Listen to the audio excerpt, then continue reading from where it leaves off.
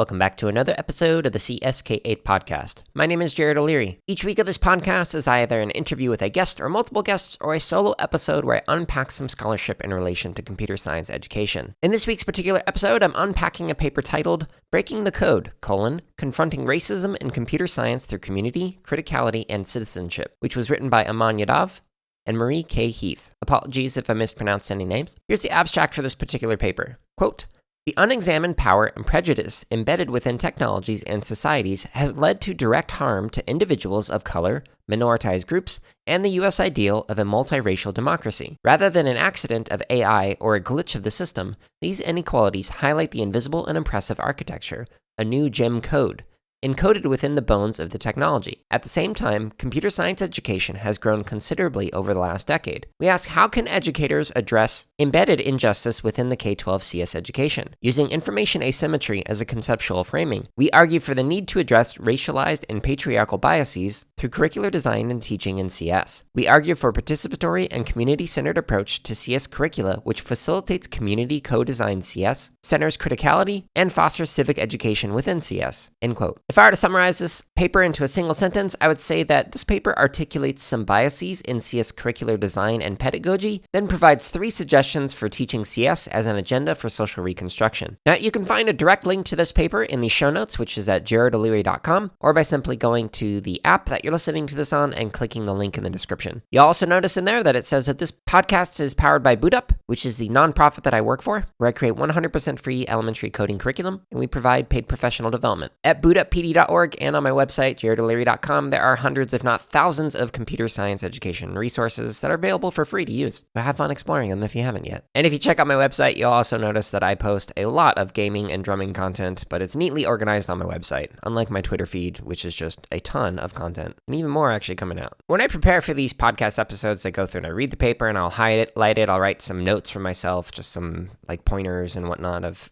things to talk about or things that it makes me think of or questions I have and whatnot. Now, I've got to admit, there are more highlighted parts than there are not. I highly recommend reading this paper. I'm going to do my best to not read the whole thing out loud because there are so many quotes that I'm going to share and attempt to paraphrase, just so it's not like an issue with copyright or anything. But again, you can find a link to this paper in the show notes. All right, so the very first sentence of this paper states, quote, "While the segregationist laws of the Jim Crow era have been dismantled, laws, policies, and algorithms continue to perpetuate racialized inequalities in the United States," end quote, from page 1. And that is a very important quote, kind of sets up the tone of this particular paper. So it's like, yeah, we've made some improvements in terms of dismantling some of the Jim Crow era laws and whatnot, but we still got a lot of problems to work through. And in computer science education, it's not just the algorithms that are biased. There's also design and curricula, in standards, pedagogies, etc., that are also biased. So this paper kind of highlights some areas that we need to work on as a field, and then provide some suggestions on how we can work through that. So in this introduction, the authors highlight some pretty popular cases of, hey, here's some bias found in facial recognition technology, how it misidentifies particularly Black and brown citizens. Also talks about how ads go to different types of names, so like Black identifying names and white identifying names will receive different types of ads, and how this can create or perpetuate some inequalities. So to address the algorithmic biases that are going on in there, we need to help prepare computer scientists and programmers to become more aware of their biases and actively work towards eliminating biases in software, hardware, etc. But the authors argue that in order to actually do this, the core of CS needs to focus on justice and civics. Now, in previous podcast episodes, I talked about different images of curricula and curricular structures, and one of them is curriculum as an agenda for social reconstruction. So in this case, I would argue that what this paper is forwarding is that computer science as a field and curricula should be an agenda for social reconstruction. Now, here's a quote from page 1 that really resonates with me. It reminds me of a paper that I co-authored with Kathy Benedict, and it talks about neoliberal influence on music technology and how educators and students, musicians, etc., can actually subvert that neoliberal influence by engaging in software and hardware modification and creation practices using computer science concepts and practices and whatnot. So I'll include a link to that in the show notes, but I'll also just go ahead and do an unpacking scholarship episode on this in a couple weeks because it's got some really interesting points in there, if I do say so myself, that relates to this particular paper. All right, so here's a final couple sentences from the end of the introduction that really summarizes kind of like the main point. So, quote, "We believe that computer science has many possible benefits. However, we also believe that structural injustices exist in society and technology, and that being a good coder means understanding social contexts and the civic responsibility of coders to work toward more just futures. The aim of this work is to call attention to the dangers, harms, and downsides of CS as it is currently taught," end quote. From page 2. And that is a really important thing to consider. I've noticed a tendency with some educators who are very passionate about whatever subject area or domain they are teaching, that some educators only present it within a positive light. And a lot of the discourse around computer science education is like, hey, here are all these unmet jobs. Hey, here's a way that you can get out of poverty by learning some concepts and practices. Or hey, computer science allows you to express yourself, or computational thinking can be used with everything, even though I disagree with that, etc. So it's all these like positive, like, look at all this great things that computer science can do. And while yes, that is good to consider and good to promote, and it's great for advocacy work, we also as a field really need to kind of sit down and grapple with some of the problems with computer science education. So one of the larger problems that I really appreciate that the authors mention in here is the neoliberal influence on computer science education. So here's a quote from page 2. Quote, "The focus on broadening participation in computer science is often driven by economics and the need for enough people with computing knowledge to meet the demand for computing jobs. The predominant discourse maintains that women and people of color have been shut out of a prestigious and economically impactful career path, one that might lead to financial success and a life-changing shift in socioeconomic status. Researchers often hypothesize the causes of underrepresentation in STEM careers were due to a leaky pipeline and lack of access to STEM education. In response to this criticism, government, industry, and nonprofit organizations have spent millions of dollars with the aim to increase representation within CS and the CS pipeline," end quote. And a little bit further down, quote, "However, we also see the above pipeline argument as grounded in a problematic assumption, that a career in CS is fundamentally good, and perhaps is also a way out of poverty. All of these intersecting assumptions are tinged with the deficit notions of systemically minoritized groups, an overly opportunistic approach to structural racism, and patriarchy within the field of CS, and neoliberal notions of production and wealth," end quote. Both those quotes are from page 2. So the authors go on to say that we often are measuring growth in the field, like specifically in the K-12 area, by looking at AP classes to see, are the elementary and middle school efforts increasing the numbers of students who are enrolled in AP computer science courses at the high school level. And then we also look at, of the students who are enrolled, what are the pass rates within different demographics and whatnot. But the authors argue that looking at computer science from this lens does not consider the systemic barriers that different groups of people face. Instead, quote, "It perpetuates the meritocracy myth in computer science that suggests that access and hard work will lead to success. In reality, the opportunities within computer science are racialized and gendered in ways that the social, economic, and political structures make it possible for some to succeed over others. This leads us to wonder whether the measures of success are flawed, whether the pedagogies of CS are insufficient to teach Black and Brown students, and whether these traditional measures reinforce structural problems within computer science. We certainly believe that increasing representation and success of Black and Brown students is one aspect of equity-focused computer science education. However, we cannot address anti-Blackness by simply increasing representation in computing, given that anti-Blackness is no glitch, and the system is accurately rigged. We need to go beyond broadening participation to tackle the design and deployment of technologies that disproportionately impact Black and Brown communities and reproduce white supremacy, heteronormativity, patriarchy, and settler colonialism," end quote. It's from page 2. This reminds me a lot of the paper that I unpacked by Scott and Elliott, so I'll include a link to it in the show notes. It was titled "STEM Diversity and Inclusion Efforts for Women of Color, a Critique of the New Labor System." And in that particular paper, they use sharecropping as a metaphor for critiquing basically neoliberalism in STEM and CS education, and how we are setting up people for failure in jobs by saying, hey, you can get more money and you can do this great thing. And then they go into these jobs and there's sexism, racism, homophobia, etc., perpetuated within the cultures within different organizations, corporations that employ computer scientists and programmers. So Elliot and Scott are arguing, hey, we need to not just send people into these problematic workplaces, we also, as a field, need to talk about the problems in these workspaces and improve them. So the way that I kind of read Aman and Marie's paper is, so it's like a yes and. So the authors are arguing, hey, we need to fix these issues in industry and in the field, And we also need to talk about some of the problems in the K-12 space, which I really appreciate, that they have such a critical lens and are willing to look at something that they are clearly passionate about and problematize it. Because there are some wonderful things with computer science, but there's also some things that are like, hey, we can't sweep this under the rug. We really need to sit down and talk about this. In particular, quote, we need to bring criticality to computer science education that challenges the way design and deployment of technologies harm and oppress communities of color and examine the role computer science plays in that, end quote. It's from page 3. So because the authors posit that curriculum should examine the role of oppression and bias and harm in CS, they ask questions like, quote, what does this look like at a K-12 level? How does the field bring critical computer science to K-12 classrooms that challenges colorblind racism and center communities where students live?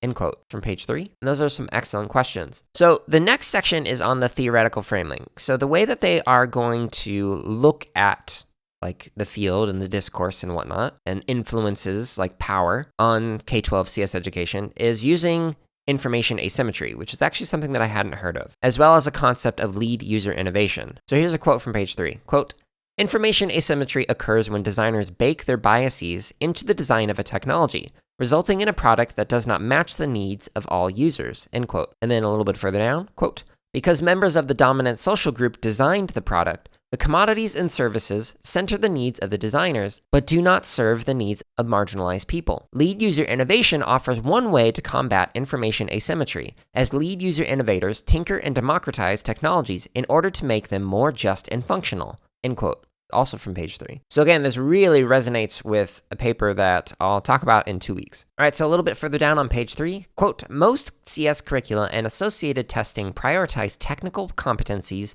and are designed to encourage passing standardized exams to meet the needs of the computing industry. The tech industry is a major funder of computer science education organizations that lead the design and implementation of CS curricula in K-12 schools. Given that technology companies continue to cause harm and oppress efforts to improve local communities and support people of color, CS educators need to be skeptical of their role in CS curriculum and its purpose in K-12 classrooms. When CS curriculum developers prioritize the needs of the industry, rather than interrogating how computing is used as a tool for oppression, it creates an information asymmetry between curriculum developers and teachers and learners, end quote, from page 3. So then the authors go on to say, hey, we have like this culture subconcept within the like K-12 computer science framework, which I'll include a link to in the show notes if you haven't read it. And while it is attempting to help students and teachers explore some of the problems in technology, the authors argue that it also could be problematic, some of these standards, by not exploring how individual companies are exploiting workers or surveilling them or impacting local economies, etc. All right, so the next section is titled Community, Criticality, and Citizenship within CS Classrooms. So there are subsections in here for each of those 3 particular topics, which they present as kind of like a response to these problems. So they're not just like, hey, here are these problems, what do we do about it? They're saying, hey, here are these problems, and here are 3 potential ways that we can address some of these issues as a field, which I appreciate. A lot of critical discourse studies that I have read, like especially music education, there's this tendency to be like, hey, this thing is bad. It's really bad, like super bad, but I'm not going to tell you how we might be able to improve it. Just figure it out. And that, I think, is kind of problematic. It's kind of like when you go on Twitter and you just see all the bad stuff going on and you just got to keep on swiping. That's what it feels like in academia. It's like, hey, there's all this really bad stuff and we're not actually going to engage in any kind of conversation about how to improve it. We're just going to keep talking about how bad it is. And that's no good. It's great to point out things that are problematic, but we also need to, act upon it, provide potential solutions, etc. So I really appreciate that the authors did that. Well, thank you. So here's some questions that kind of frame this particular section. These questions are from pages 3 and page 4. Quote, how does the field move away from a top-down approach to CS education that paints computing as a solution to address wealth inequality without acknowledging the need for structural changes? How do educators teach computing in ways that allow students to use it for personal agency in solving community problems? How do scholars highlight the role of computer science in the design of technologies that perpetuates existing societal hierarchies and inequalities?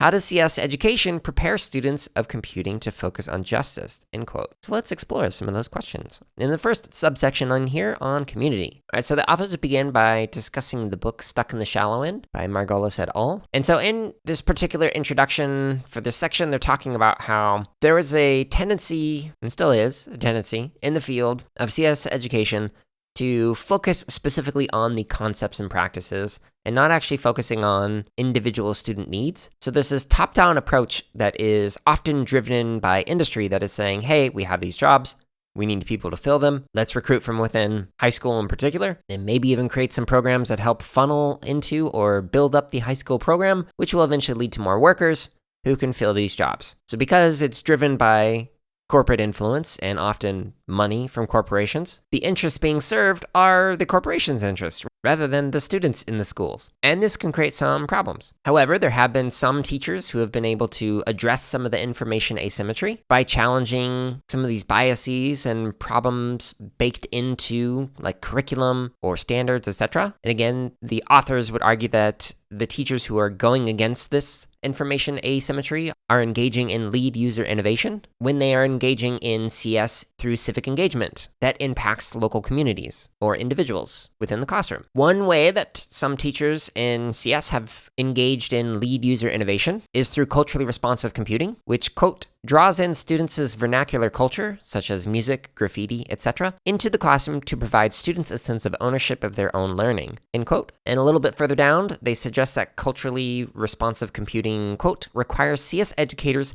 cultural experts, and technologists to collaborate to develop their own competencies together so that their intersecting expertise would lead to a deeper multi-directional, culturally responsive computing engagements, connecting academic pursuits of cultural wealth, for example, hair salons, and technological wealth, for example, computer science departments, end quote. It's from page 4. But if we're going to engage in culturally responsive computing practices, we need to actually address how it's going to be implemented in the classroom by looking at some of the biases that teachers might have towards minoritized groups. So some of these biases might be like, oh, this particular demographic or type of student is uninterested in technology or computer science or whatever. Or there's a lack of family and peer support for pursuing this degree, so I should focus on other students. Or, well, they're not really going to have the math and science backgrounds to be able to do this. All of these are problematic assumptions that some educators might have around computer science, so we need to address those. So the Kapor Center released a framework that kind of talks about 3 different approaches that you can use to unpack some of these biases. Quote, 1, explore and reflect upon their own identities, power, and privilege. 2, honor, affirm, and use students' intersectional identities within their classroom. And 3, intentionally recruit students from marginalized groups, end quote. I did an Unpacking Scholarship episode on this particular framework. I highly recommend taking a look at that, whether it's listening to the episode or actually reading the framework itself. So I'll include a link to that in the show notes. All right, so for this particular subsection, the community, little summary right here is we need to focus not just on concepts and practices, we also need to focus on the community within the classes and the schools that we work in, all of them, not just certain demographics, but all demographics, and then also think about how we can expand beyond that to have a positive impact on the local communities in the schools that we work. So not just focusing on concepts and practices, but also thinking on impact to individuals and groups. The next subsection is on criticality. So the authors argue that we need to address some of the biases embedded within the design of technology and the processes used to create those technologies. And this is technology broadly speaking. So for example, one form of technology might be facial recognition, or even just like automatic soap dispensers, and whether or not they detect darker skin tones, but then also technologies such as like loans for banks, housing, etc. And then a little bit further down on page 5, the authors argue that, quote, current curriculum focuses on learning about computing and developing technical competencies. However, there is no discussion of how CS contributes to maintaining and perpetuating existing social hierarchies, white supremacism, and racism. As such, there is information asymmetry between the curriculum that focuses on preparing students for a computing job and the importance of understanding and challenging the role of CS in causing harm, end quote. A little bit further down, the authors cite some others, like Amy Coe, who was interviewed on this podcast, and it was a phenomenal interview. So Amy and colleagues, quote, argue that we need to challenge the idea that software is always right, value neutral, and we will solve all our problems. Rather, they suggest that educators must replace these conceptions with the reality that software is often wrong, software always embeds its creators' values and biases, and software can only solve some problems, in many cases creates new ones, end quote. So whether we're talking about a program or AI or some hardware or whatever, it is important for educators and students to consider the harmful consequences that might be baked into those different technologies. Like a very simple example is scissors. If you're right-handed and you use scissors that are for right-handed people, it'll work really well. And then if you switch it over to your left hand, like if, you're left-handed, it won't cut. And if you don't believe me, try it. Well, that's just one example. The authors cite at the intro many others that have led to false arrests of people because of biases built into technology. And speaking of biases, the authors go on to talk about 3 different biases in relation to data generation, and then 2 biases during a model stage. So for data generation, there are historical, representation, and measurement biases. And then for the model stage, there are evaluation and aggregation biases. So I'm going to read this quote from pages 5 and 6, which I think are important for kind of understanding different types of biases that do exist. Quote, historical bias happens when data is measured and sampled in ways that reflect existing biases in a world, such as when zip codes are used to decide mortgage rates, which are known to have biases due to redlining. Representation bias occurs when the development sample underrepresents parts of the population, such as when the facial recognition technology does not include enough people with dark skin. Measurement bias occurs when proxies are used to measure constructs that are hard to measure, such as when recidivism softwares use someone's address as measures of riskiness when we know that communities of color are highly policed. Aggregation bias happens when a one-size-fits-all model does not account for meaningful characteristics and differences between the subgroups in the population, end quote. So a little bit further down on page 6, the authors cite a paper by Joanna Good et al., which if you haven't listened to the interview that I did with Joanna, I highly recommend it. I'll include a link to that in the show notes. But in this, they mentioned 4 different types of biases related to colorblindness, which is like saying, oh, I don't see race, I don't see color, and how that's problematic because it's like, well, you're probably saying that with saying like, oh, well, I'm not racist, but what that's ignoring is a lot of contexts and hegemonic influences that are disproportionately affecting people of color in a way that might come across as kind of sweeping a problem under the rug and just kind of ignoring it. So here are 4 ways that some computer science teachers were actually engaging in colorblind approaches, likely unintentionally. So one was that they felt that the lack of success or participation in CS was due to the students themselves and their families. The second one was engaging in discourse that ignored race altogether. The third approach was that teachers would engage in evasive discourse by saying, hey, there's all these outside barriers outside of my control that I can't really work with, whether it's like school counselors deciding who participates in CS, etc. And then the fourth colorblind approach that some teachers used was just being silent, which, to be completely candid, is a category that I fell into. It wasn't an area of expertise of mine that I felt knowledgeable enough to engage in conversations on, and I saw that it led to a bunch of problematic conversations with like family members and colleagues, etc. And I, quite frankly, avoid politics because it just is emotionally and mentally draining. But I realized that this silence that I was engaging in could implicitly come across as being complacent with how things are. And so I made a very intentional effort of being more public about my thoughts on this and engaging in conversation that I knew would lead to conflict when people were saying, hopefully unintentionally, some racist or problematic things. And so you may have noticed in the podcast, if you go all the way back to the I Can't Breathe episode, from that point on, it was much more overt, much more public about here are my perspectives on this. I'm likely still saying things that are problematic, but I want people to know that I am open to discussing them and learning about them and working through them because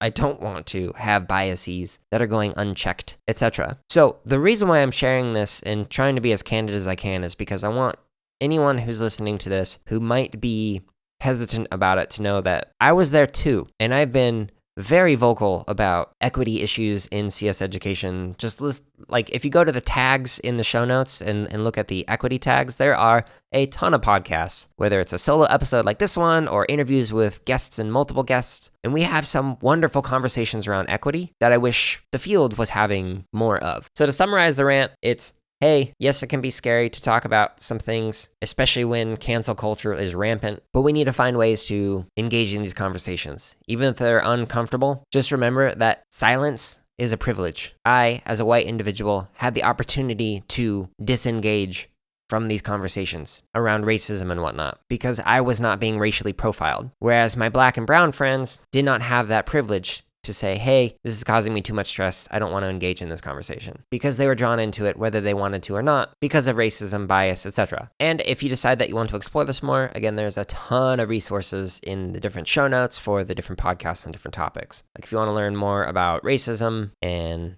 anti-racist practices, like the I Can't Breathe episode has a ton of resources to take a look at. So I'll link to that in the show notes. Now, near the end of this particular subsection, the authors argue that to actually accomplish this, quote, we need to move away from training CS teachers through a 1-week professional development model, which leads to teachers with limited computing knowledge and experience.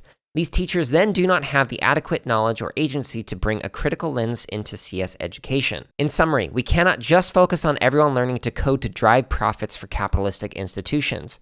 Instead, we need people learning to code in ways that also push them to think more critically about software, technology, and design, and that prepare them to help reshape technology in service of human liberation and ecological sustainability. A critical perspective will lead students to question the harmful effects of technologies and dismantle them if needed, end quote. From page 6. That is a very important quote and kind of perfectly summarizes the point of this subsection on criticality, which is basically saying, hey, even if you love it, we really need to engage in conversations that problematizes systemic barriers, etc. All right, so the final subsection within this particular area of the paper is on citizenship. And so in this section, they are arguing that we need to move away from just focusing on technical skills and focus on helping students become good citizens. And so they cite some scholarship that says that computer science majors actually don't feel like their roles foster justice or solve global problems or improve lives, etc. So this whole section is basically arguing, hey, we need to focus not just on the technology, but also the humanity and the impact of that technology on humanity. So this particular section was interesting because the way that it was framed, it was saying we need to bring the humanities into CS, which is interesting to me because a lot of the discourse around computational thinking in particular is all about putting computational thinking, or CS, into other disciplines. So it finally flips that narrative and says, hey, we can learn a lot from other subject areas, which is something that I've been arguing in many of these unpacking scholarship episodes and even in interviews. We're talking about one of the most valuable things I've done is read outside of the field. It literally led to me being able to switch to a different field because I was reading outside of music education so much that I was able to jump into computer science education. Because I have this background in multiple subject areas, in different areas of expertise, it has allowed me to synthesize different ideas that are not discussed within each domain. Like when I'm speaking to music educators, I can talk about things that are common practice in computer science that are rarely discussed for music education, and vice versa. So this really resonates with me in terms of looking into other domains. Like they mention civics instruction in CS, and how we could learn from civics teachers, social studies teachers, etc., to figure out how to bring in topics that are current into the content that we are learning. So here's a quote from page 7. Quote, this requires curriculum standards that focus on humanities and citizenship, encouraging CS students' civic understanding when developing technologies and challenging techno-solutionist understandings of technology which fail to consider systemic oppression, end quote. So the authors actually suggest on page 7 that, hey, we need to revise standards to focus on these critical citizenship approaches. So here's another quote from page 7. Quote, taking cues from the fields of social studies, which works toward participatory citizenship and democracy, and citizen science advocates who aim toward participation, democratization, justice, and equity through community-based knowledge, we propose CS pedagogy oriented toward inquiry and action, end quote. That, to me, can come from a very student-centered approach in terms of what are you interested in learning more about? What do you wonder about? How can we explore that in your own learning? But then the second word is the action of, okay,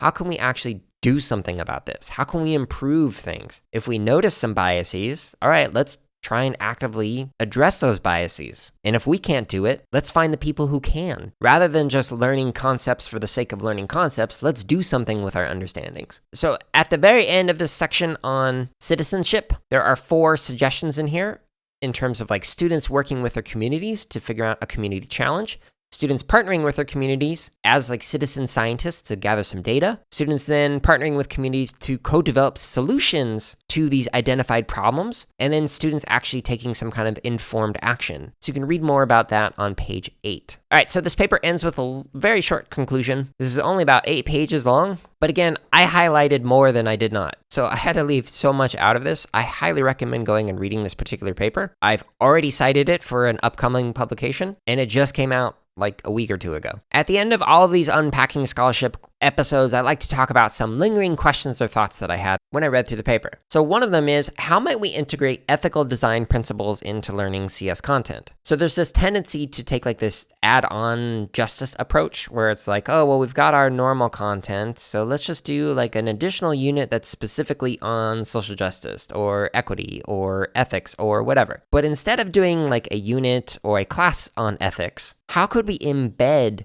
or integrate ethical design principles into learning of CS content? So if this paper resonated with you and you're like, yeah, I want to focus on this more, I want to engage in more practices that dismantle systemic barriers of oppression, etc. Awesome. Find some way that you can do this in each one of the projects rather than making a standalone project that is like, okay, now we're going to do our bias project, and then we'll get back to our regular scheduled content, whatever. I don't really have a good answer to how you might integrate it, and the reason why is because it just depends on what you're learning. Like, an approach that I might use in an AP class with an assigned curriculum might be different than an approach that I would use in the interest-driven class that I previously facilitated, where students could pick multiple programming languages and platforms, etc., to create projects that were interesting to them. We could frame it around questions that solve real-world problems or address biases, etc. However, this leads to a question that I often get when I read through stuff like this. Even though this heavily resonates with me, I wonder, when might a focus on one image of curriculum within a field or domain become a form of colonization? And I don't have a good answer to this. I've been asking this for quite some time. But to clarify, in case you haven't heard the podcast that I did on images of curriculum, so curricula can be conceived of as the content or subject matter, or maybe it's a program to plan activities or intended learning outcomes. It could be a form of cultural reproduction or an experience or a set of discrete tasks and concepts, as curricular, which I talk about in the podcast on that, if you're not familiar with that. Or it could be conceived of as an agenda for social reconstruction, among many other things. I would argue that the authors are suggesting that all CS curricula and pedagogy should be an agenda for social reconstruction. And while I agree that we could certainly do that, and this would certainly help out society, I also wonder, is this a form of colonizing axiologies and epistemologies? Colonizing values or ways of learning or knowing or understanding? And this question is not posed as a critique of the authors, because again, I agree with what they're saying. This is just me thinking out loud. So an example that I came up with for this is, I like to cook. If the recipe were considered to be like a lesson or a curriculum, I would say that most recipes are discrete tasks and concepts, or a program of planned activities, or even like intended edible outcomes. Just kind of play with rephrasing the images of curriculum. However, if a recipe were viewed as an agenda for social reconstruction, then it might be a recipe that teaches you all about the harm done through the spice trade, but that might not match the interests of somebody who is just trying to make some delicious waffles. So while I agree that curricula can and should be an agenda for social reconstruction, I just don't know if that should be that in all use cases. Again, I think we could embed it throughout so much of what we do, but I just imagine that there are some use cases, I think, where maybe that's not what people want. I don't know, though. An example that I can think of is when I was very depressed. I wanted to attend music classes because it took my mind off of the societal issues that were going on that were exacerbating my depression and suicidality at the time. So if I instead attended a music class where it was forced to confront societal issues within the medium of music, I don't know if that would have helped me at that time. And it may have turned me away from music, which I ended up pursuing for multiple degrees. So I'm sharing this publicly to say, like, while I agree with it, I wonder what the pushback would be if